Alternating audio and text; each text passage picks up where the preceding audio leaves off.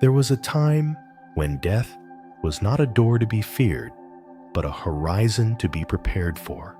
A time when the soul did not wander blindly into the dark because it remembered the path, because it carried the map, not one drawn on paper, but etched in spells, symbols, and silence, passed down through tombs, temples, and generations who knew this life was only part of the journey.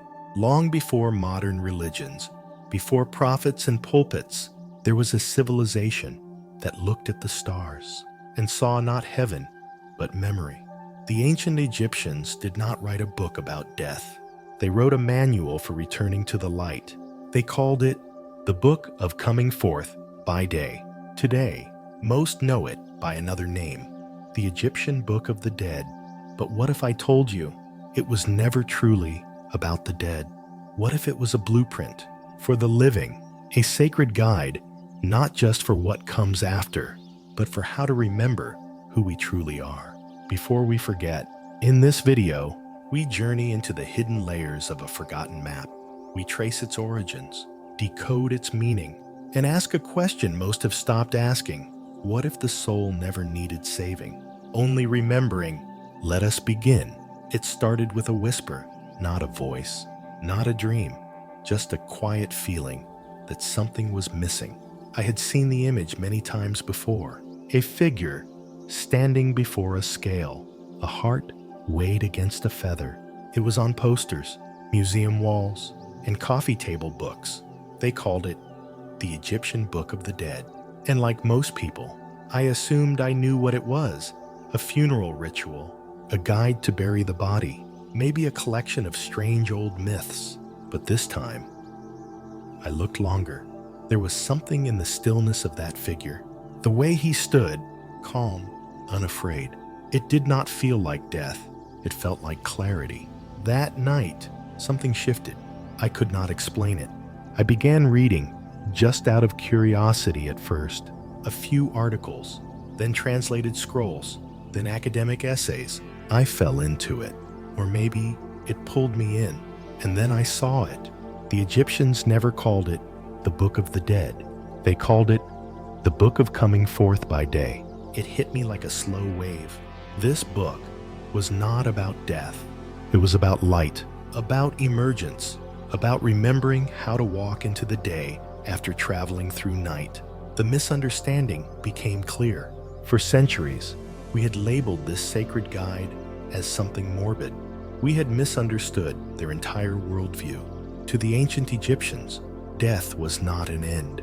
It was a threshold, and beyond it lay a journey, not into darkness, but into transformation. They were not obsessed with death. They were devoted to the soul, to its journey, its survival, and most of all, its return.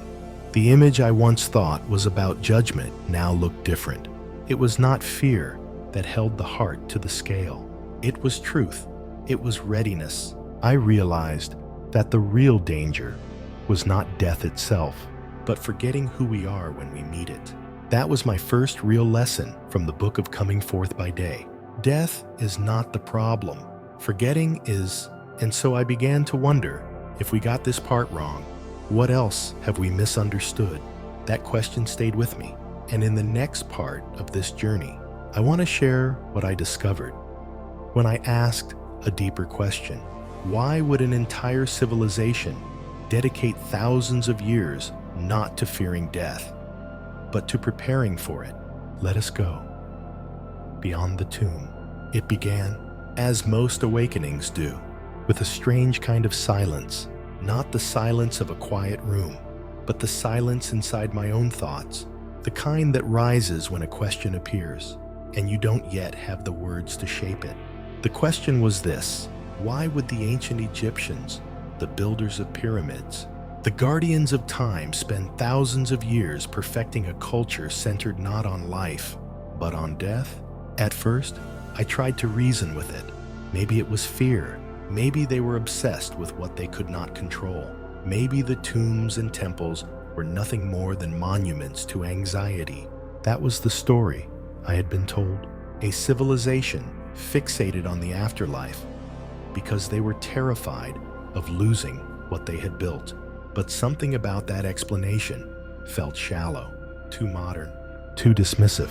And so I did what I have come to believe is sacred. I listened, not to anyone else, just to that stillness within me. I let the question linger, like smoke in a sealed room. That was when the images began to rise. I saw a line of workers carving a stone under the desert sun, not out of dread, but with reverence. I saw priests pouring scented oils over the linen-wrapped body of a loved one, not to erase death, but to prepare for what came next. I saw a mother placing a small ushabti, a servant figurine, next to her daughter's resting place, so she would not labor in the world beyond. And I realized this was not a culture afraid of death. It was a culture in relationship with it. That changed everything for me. You see where I come from. We treat death as an interruption, a mistake, something to avoid, deny, postpone. We build lives around the illusion of permanence.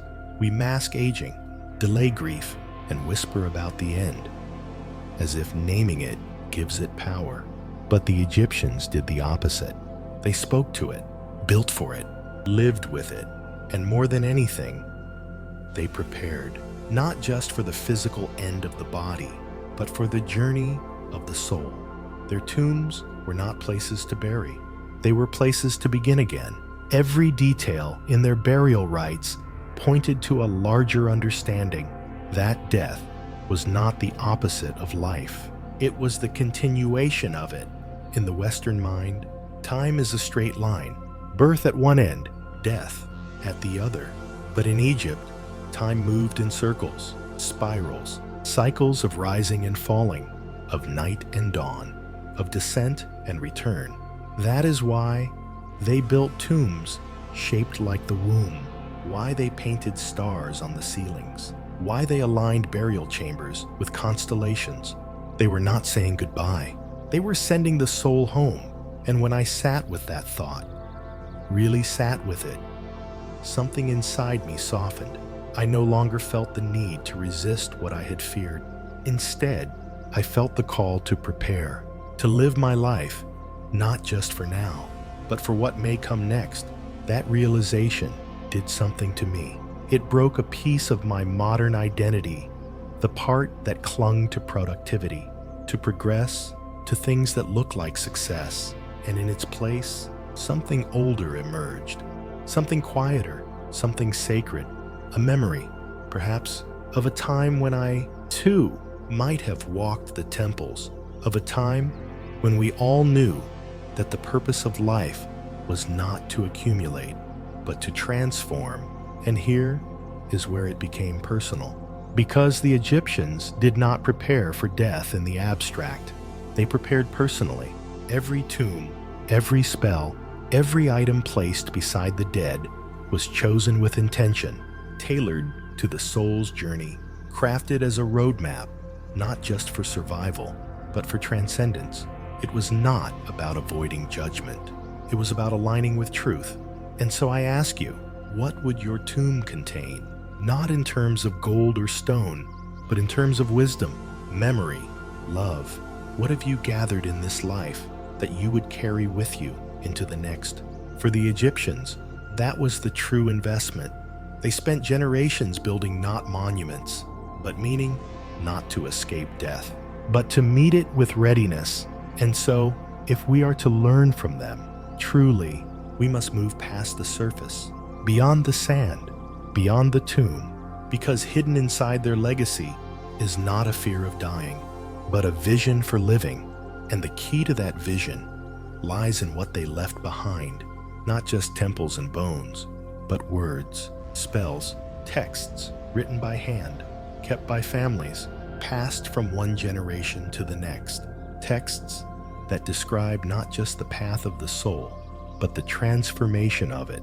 In the next chapter of this journey, we will follow those texts. We will trace their evolution from the stone-carved pyramid texts to the sacred scrolls of common people. We will discover how a once secret knowledge began to open, to to everyone. Let us now step into the next threshold, a living tradition. Some truths do not arrive all at once. They unfold, layer by layer, like a scroll, unrolling slowly under candlelight.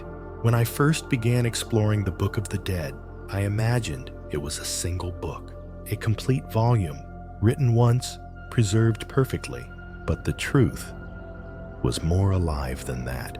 What I found was not a single text, but a tradition, a conversation across centuries, whispers from stone walls, carved by hands that no longer had names. It began over 4,000 years ago, deep inside the Pyramid of Unas, the first known written prayers etched into the walls of a burial chamber. We now call them the pyramid texts. I remember seeing photographs of them, rows of hieroglyphs running up the limestone walls like vines. No illustrations, no color, just words. But those words were more than prayers. They were instructions, spells, declarations of identity meant to guide the soul through the invisible landscape of the afterlife. And here's what struck me. They weren't meant for everyone. Only the pharaoh was considered worthy. Only he had the divine right to ascend to the stars, to become one with Ra. The rest of humanity waited in silence. That, too, felt familiar. In many traditions, access to the divine was reserved for a few, a priest, a king, a prophet. But then something shifted. During the Middle Kingdom, a quiet revolution began. The sacred texts moved from stone to wood, written inside coffins, for nobles and high officials. These became known as the coffin texts. Now, the gates of the afterlife were no longer closed. They were opening, not all at once, but slowly. Intentionally, it was as if Egypt itself was waking up to a new understanding, that the soul of a scribe or a servant might burn just as brightly as the soul of a king. I found this part deeply moving, because somewhere in that shift from pyramid to coffin, I could feel the echo of a truth we are still learning today, that spiritual access is not a matter of blood or title. It is a matter of readiness, of intention. And then, centuries later, came the most intimate form of all, papyrus scrolls, light, flexible, personal. They were handwritten by scribes, often customized for the person who commissioned them. Some were over 60 feet long, filled with both text and vibrant illustrations, scenes of judgment, transformation, protection. They were not just manuals, they were maps of the inner world. And here's what stayed with me. Each scroll was different. Each one told a slightly different story, reflected different fears, different hopes. The Book of the Dead, in its truest form, was not one single book. It was a mirror, and what it showed depended on who was looking into it. That realization stirred something in me. I had always thought of sacred texts as fixed, final, but here was a tradition that lived and breathed, growing over time, changing with the people who needed it. It taught me something I didn't expect. That spiritual truth is not a statue. It is a flame, passed from hand to hand, reshaped by the wind of experience. And so, I began to wonder if they could write their own scroll, crafted for the journey of their soul. What would mine look like? What spells would I include to protect my spirit? What confessions would I offer to lighten my heart? That is when the journey became personal. Not about ancient Egypt anymore, but about here, now, me, and maybe you. Because when the sacred scroll moved from pharaoh to noble, to every person who could afford to be remembered, it sent a quiet message through time. This journey is yours, too. You are not too small, not too broken, not too late. And that leads us to something deeper still.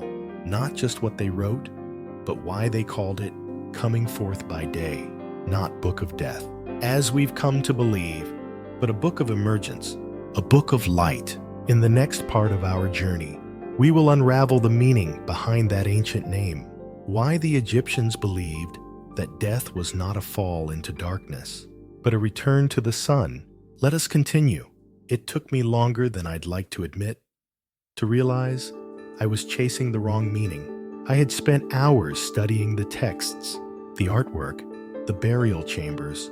I knew the structure of the Book of the Dead. I could name the spells, identify the gods, but I had overlooked something hiding in plain sight. The title, not the Book of the Dead, but the Book of Coming Forth by Day. The moment I read that phrase in its original form, I paused. Something shifted. Coming forth by day? It felt soft at first, poetic, but the more I sat with it, the more I realized it was everything. This wasn't a book about endings. It was a book about emergence, a book about light. The Egyptians didn't believe the soul was extinguished at death. They believed it was released, unbound, set free to rise again like the sun. I began to see how deeply the metaphor of the sun shaped their understanding of existence. Each day, Ra, the solar god, would descend into the underworld. He would battle darkness, illusion, chaos, and each morning, he would rise again. They didn't just worship the sun, they identified with it. To them, the journey of the soul was no different than the journey of the sun. A descent into shadow, a struggle, a return to light. And that is what coming forth by day truly meant. Not rising from a grave, but rising from forgetting. It wasn't just a hope for the afterlife. It was a call to awaken again and again. Suddenly, I began to wonder how many of us are already walking through our own underworlds, not physically dead, but lost, dimmed, disconnected from who we are. And then I saw it. This book was not just a guide for the dead. It was a guide for those of us who are still trying to remember how to live. Because the real darkness is not beneath the earth. It is forgetting the light within you. I thought about my own life. Times when I had lost direction. Moments when I felt like a shadow of myself.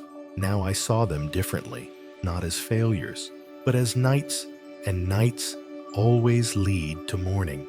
This, I believe, was the gift of the title. The Egyptians were not writing from fear. They were writing from memory. They remembered that death was not final. They remembered that light returns. And maybe, just maybe, we need to remember too, not in theory, but in practice, to walk each day with the awareness that this, too, is part of a cycle. That whatever darkness we face, whether grief, loss, confusion, or fear, we are not meant to stay in it. We are meant to come forth. That was the transformation in me, a small but steady shift. I stopped asking what happens after death, and I began asking, how can I live in a way that honors my soul's light? Because maybe this book was never meant to answer questions about the next world until we had asked better questions about this one. And so, I invite you to consider this. What does coming forth by day mean to you? What would it look like to rise from your own shadows? Not someday, but today. In the next part of this journey, we explore how the ancient Egyptians did exactly that. Not just through metaphor, but through precise words, spells, and intentions. What if those ancient incantations were not superstition, but a kind of spiritual technology? What if every phrase, every line, was a code, a way to activate something within the soul? Let us continue. Then, into the codex of consciousness. I remember the moment clearly. I was sitting alone, scrolling through a digitized papyrus on my laptop. Black ink, faded lines, symbols I couldn't read, but I felt something, not intellectually, but in the body, like a quiet vibration just beneath the skin. It wasn't the content I understood. It was the intention. There was something deliberate about it. Each line, each symbol, not random, not ornamental. It felt like code, not the kind you find in software, but something older, organic, energetic. And the thought landed in me like a weight. What if this entire book is a spiritual operating system, a way of structuring the soul, a way of training consciousness to remember what it is. Suddenly, everything I had read began to take on new meaning. The so-called spells in the Book of the Dead were not charms or fantasies. They were commands, precise instructions to help the soul navigate the realm between worlds. One spell to open the mouth, another to protect the heart, one to pass through fire, one to speak the true name of the gatekeeper. And it hit me. This was not superstition. This was spiritual engineering. Each phrase, like a line of ancient code, designed to activate, awaken.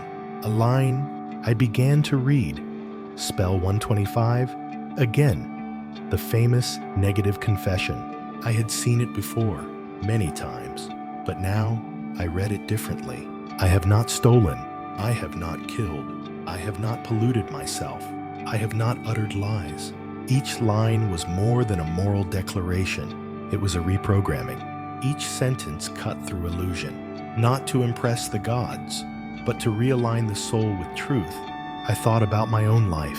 How often I speak words I don't mean. How often I say yes when I mean no. How often I betray myself in small, invisible ways. What would it be like to say those confessions, not to earn salvation, but to clear the static within me? That was when the shift happened. I stopped seeing the Book of the Dead as something dead, and I started seeing it as a living mirror, not a map of the afterlife, but a map of the self. Each spell, a reminder, each phrase, a tuning fork for the soul. And it made me wonder, what lines would I write for myself? If I were to write my own codex, my own operating system, what would it say? I began experimenting, writing out my own spells, not in the language of Egypt, but in the language of now. I have not abandoned my inner voice. I have not chosen fear over truth. I have not betrayed the silence within me. Simple words, but powerful. And every time I repeated them, I could feel something clearing, a fog lifting, a center returning. That, to me, is the real value of this ancient text. Not as history, but as function. It reminds us that the soul does not awaken through ideas alone. It awakens through rhythm, through practice, through the repeated act of remembering, like breathing, like prayer, like coding. And so I now carry a different view. I no longer see the Book of the Dead as a relic. I see it as a system built for the soul, tested over centuries, meant to be used. The question is not whether it works. The question is, are we still willing to use it? In the next part of this journey, we ask why we stopped, why this system was buried, why it was hidden, mislabeled, and forgotten, and what it cost us. Let us now remember the cost of forgetting. There is a kind of forgetting that feels accidental. The way you might misplace a book or forget a name in a crowded room. And then there is the kind of forgetting that is deliberate, a silence that is enforced, not because the memory faded, but because someone decided it should not survive. That is the kind of forgetting I began to see. When I asked the question, why don't we know this? Why does a culture as advanced, as enduring, as spiritually complex as ancient Egypt get reduced in textbooks to pyramids, mummies, and curses? Why do we remember the gold, but not the wisdom? The more I searched, the clearer it became. This was not a gentle erosion. It was an interruption. It began with conquest. Empires came, Persians, Greeks, then Rome. With each wave, the old systems were pushed back, temples closed, priests silenced, scribes re-educated, and then came the flood of new beliefs. The rise of monotheism, the conversion of Egypt under Christian Rome. Old gods were turned into demons. Sacred texts were labeled heresy. Scrolls were burned, practices outlawed.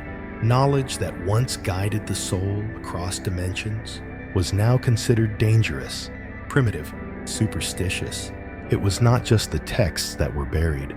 It was the worldview itself, the understanding that the body and soul are deeply linked, that death is a transformation, not an end, that the divine exists not above, but within.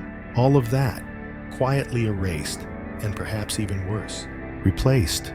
In its place, we were given a new map, one with sharper lines, heaven above, hell below, God in the sky, sin in the body, a system based not on remembering, but on obedience and the cost. I feel it even now, in the way we treat aging as decay, in the way we speak of death in hushed tones, in how quickly we trade inner silence for outer noise. We have built great cities, but we have forgotten how to build a soul. We measure success in wealth and speed, but we do not know how to sit with stillness. And perhaps the deepest loss, we no longer believe that we are part of the divine story. We look outward for salvation, for someone to come fix the world, but the ancients taught something different. They said the soul carries the codes, that through practice, alignment, and deep remembrance, we become the light we were waiting for. This forgetting is not just historical, it is personal. I see it in myself. In the moments, I choose distraction over truth, comfort over honesty, achievement over awareness. And yet, there is something in us that refuses to stay asleep. Maybe that is why you are here, why I kept reading, why the scrolls, though buried, were never lost completely. Because some truths refuse to die. They wait in dust, in silence. In the ache behind the questions, we do not know how to ask. And when we begin to remember, it is not just knowledge we recover, it is ourselves. That is the gift of this forgotten wisdom. Not just to explain what happens when we die, but to restore the way we live. Because when we forget who we are, we become vulnerable to anything that tells us who to be. But when we remember, we begin to move differently, not with fear, but with presence. And so, the journey turns now from loss to longing. What if the book of the dead was never meant for the dead at all? What if it was written for those ready to find their way back? In the next part of our journey, we ask not what the Egyptians believed, but what we might be missing today. If this was truly a map for the soul, then where is our map now? Let us continue. I used to think we were just lost. Now, I wonder if we are simply mapless. Because if what the ancient Egyptians created was a soul map, a detailed guide through transformation, judgment, rebirth, then it forces a quiet, unsettling question. What are we walking through now? Without one. We move fast in this world. We chase success, security, validation. We build plans. We follow GPS. But when it comes to our inner world, we wander. We know how to get to the airport, but not how to get through grief. We can schedule our days, but not understand why we feel hollow at night. We can name every app on our phone, but not name the emotion sitting in our chest. This is not failure. It is forgetfulness.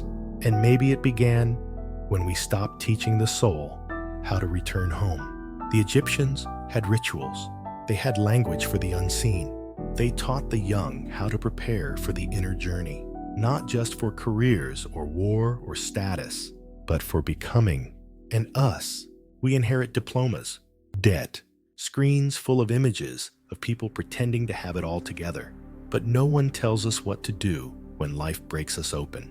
No one hands us a scroll and says, you will go through the underworld.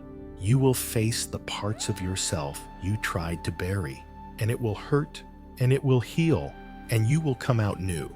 Instead, we are taught to avoid pain, avoid stillness, avoid the slow, patient journey of remembering who we are beneath the noise. And so, we reach for what is easy, entertainment, numbness, anger disguised as certainty. But the soul is not fed by comfort. It is fed by truth. And that is what I believe we are missing. A practice of truth, a personal mythology, a framework for becoming. When the Egyptians crafted their book of coming forth by day, they gave the soul more than hope. They gave it structure. They said, "Here is how you confess. Here is how you pass through shadow. Here is how you name your fear. Here is how you stay whole." And I wonder what would happen if we began writing our own soul maps again, not copies of the past, but living scrolls filled with the truths we have learned, the trials we have faced, the courage it took to get through them. What would it look like to create a new negative confession, one that speaks to this modern world? I have not betrayed my body. I have not abandoned my voice. I have not worshipped false peace over true presence. I have not pretended to be smaller than I am. These are not just statements. They are anchors, coordinates for the inner compass.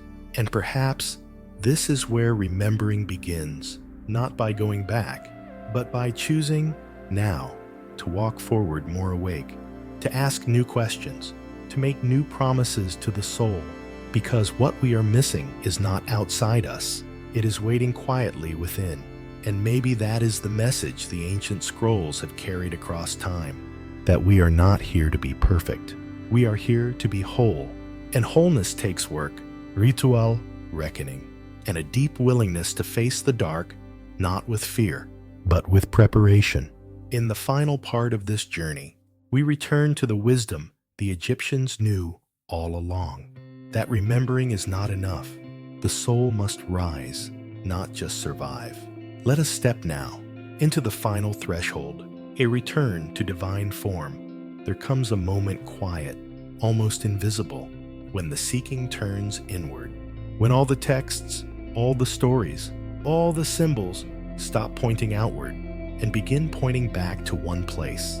Within, that is where the real Book of the Dead lives, not just in papyrus or stone, but in the spaces between your thoughts, in the weight of your choices, in the whispers your soul sends when the world goes silent. After walking through this journey, from pyramid walls to scrolls, from forgotten wisdom to remembered light, one truth remains steady. This was never about death. It was always about becoming. The ancient Egyptians understood something. We are only just starting to remember that the soul is not a thing to save. It is a force to align, and when aligned, it knows the way home. They did not write their sacred texts to impress the gods. They wrote them to prepare the self, to be ready for the journey, through darkness, through truth, through fire, and forgetting, and still emerge, intact, radiant, transformed.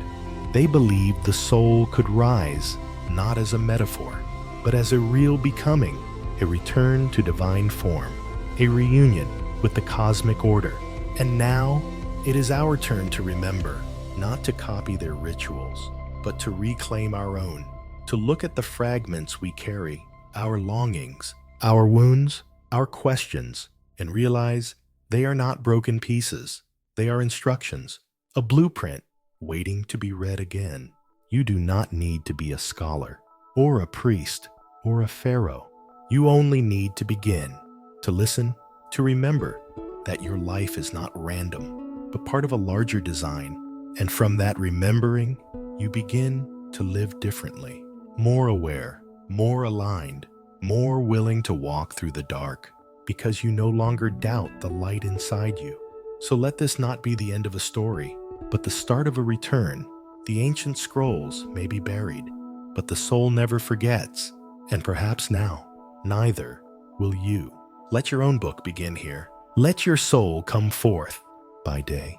But even now, after all we've uncovered, the trials, the texts, the truths, a deeper question begins to stir. If the Book of the Dead was not about endings, but about remembering who we are beyond the body, then what is the soul? To the Egyptians, the self was not one thing, but many: light, spirit, body, name, shadow, essence, each part with its own journey, each part with its own truth. And to truly walk the soul's path, we must first understand the pieces we are made of. So, In the next chapter of this journey, we dive beneath the surface of form into the anatomy of the eternal. Join me in part 2, Light, Spirit, Body, Decoding the Soul, according to the Egyptians. The journey is just beginning.